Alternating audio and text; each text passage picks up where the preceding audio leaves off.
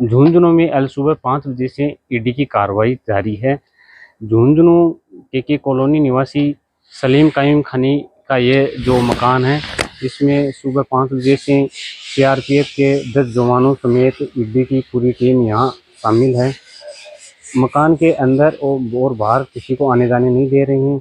Dholera Nexa green company जो 2021 में अहमदाबाद में शुरू हुई थी, उसमें चिट फंड के तहत झुंझुनू में 1000 लोगों से 1000 करोड़ रुपए का घोटाला इन लोगों ने मिलकर किया था।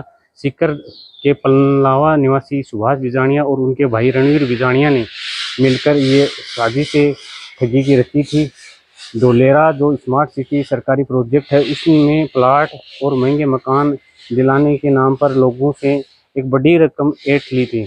2700 करोड़ का ये पूरा घोटाला सामने आया है। राजस्थान, गुजरात समेत कई राज्यों में इनका नेटवर्क फैला हुआ था। ये मुख्य मकसद इनका पूर्व सैनिकों को ठगने का मामला सामने आया है। पूर्व सैनिकों में विश्वास जताकर और सरकारी कर्मचारियों को इन्होंने विश्वास में लिया और एक बड़ी रकम इन्वेस्टमेंट के नाम से ठगी की है।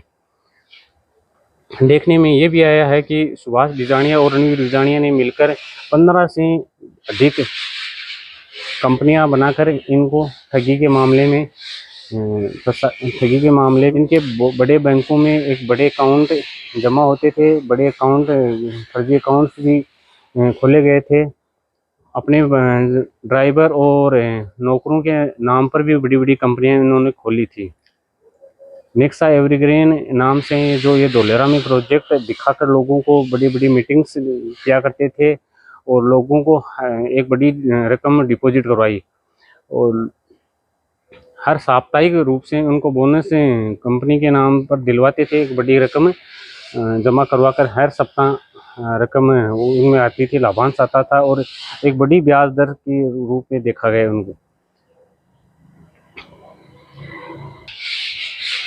आज जो झुंझुनू में एजेंट था, उनके घर पर कार्रवाई चल रही है और बताया ये भी जा रहा है कि इनके पैतृक गांव और उनके जो ठिकाने हैं और भी उन पर भी ये कार्रवाई जारी है। और ये देर शाम तक चलने की संभावना है कार्रवाई, और शाम तक ही पता चल पाएगा कि पूरे जो इसका नेटवर्क है उसके बारे में बताया जाएगा ईडी के अधिकारियों द्वारा। ईडी के लगभग 10 अधिकारी और सीआरपीएफ का जाब्ता तैनात है जो घर में किसी को आने और नहीं जाने दे रहा है। ईडी के अधिकारियों कर्मचारियों के लिए खाना वो बाहर से ही मंगाया जा रहा है। सभी वस्तुओं की जांच करके ही अंदर लेकर गए थे। ईडी ये नेक्सा एवरग्रीन इसमें एक शेखावटी क्षेत्र से माने या झुंझुनू जिले से 1000 लोगों के 1000 करोड़ रुपए लगभग डिपॉजिट हुए थे इस चिट फंड कंपनी में और 200 से ज़्यादा मुकदमे भी विभिन्न थानों में इन लोगों के खिलाफ दर्ज करवाए गए हैं।